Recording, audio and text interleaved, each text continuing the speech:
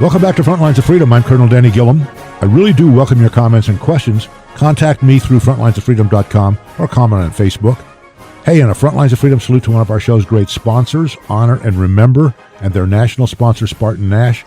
If you know someone who died while serving our nation, contact Honor and Remember so they can be honored. honorandremember.org.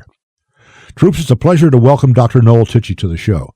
Dr. Tichy has been teaching leadership at the University of Michigan for decades, and he's been teaching and mentoring corporations and government agencies, including the VA and our Marines and other people in the military. And he's been doing it on leadership. And starting next year, he'll be sharing insights on every show.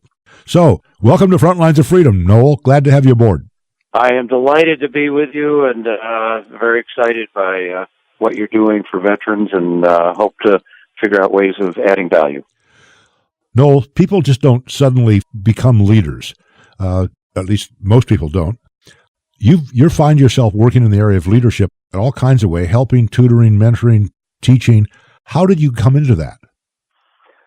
I was a social psychology PhD student at Columbia University, 1968, and it was a time of civil rights, anti-war, disruption, and not dissimilar to some of the things going on today. And I went out in the field and decided I want to interview, as part of my dissertation, people who are what I call change agents, everyone from McKinsey consultants to Ralph Nader and Nader's Raiders, to radical anarchists, to organization development, 130 people who identified themselves as change agents and looked at how they approached organizations, what their values were, what their tools were.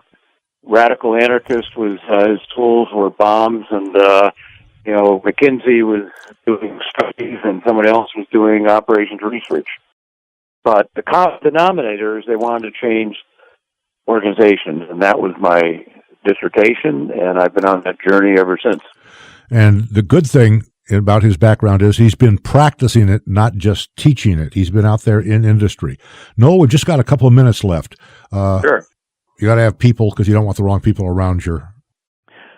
The most important thing in being able to deal with a crisis in any organization is you better have the right trusted people around the table. One bad experience I had, and I write about it in my judgment book, was working with Jack Nasser, CEO, Ford Motor Company, when the Firestone crisis, namely Firestone tires, were blowing out, flipping Explorers over, and people were dying.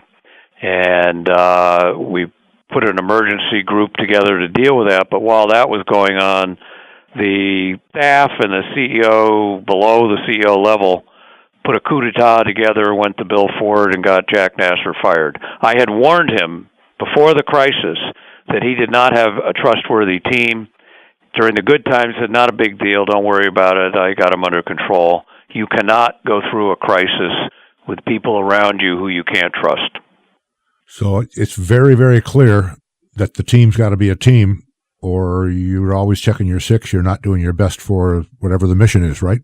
Without good people, I don't know how you set a good strategy if they're, bickering or not supportive. And heaven forbid you get into a crisis with the wrong people. It's even worse. Because they're not looking out for you and for the team and for the mission. They're looking out for themselves, and that's the danger, right? Exactly. And something that when I worked with Wayne Downing when he was running the Special Operations Forces, it was very clear, people first, then we'll worry about the strategy, and we know how to take care of each other in a crisis. Noel, thank you.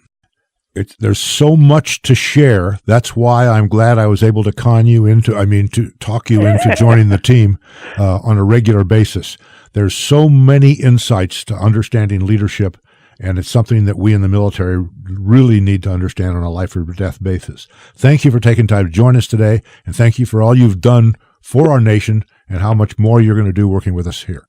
Thank you so much, and I really enjoy this opportunity and look forward to our next conversation. This is Colonel Danny Gillum on Frontlines of Freedom. We're about to look at last weekend's service.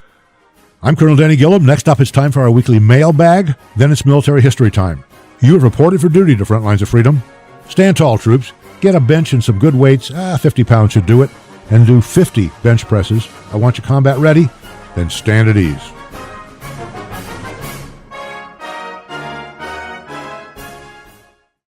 This report is brought to you by Herbalife. Year after year, the National Institute of Health reports, the average American gains about a pound around the holiday season. It may not seem like much, but over the course of a lifetime, around a pound a year can really add up.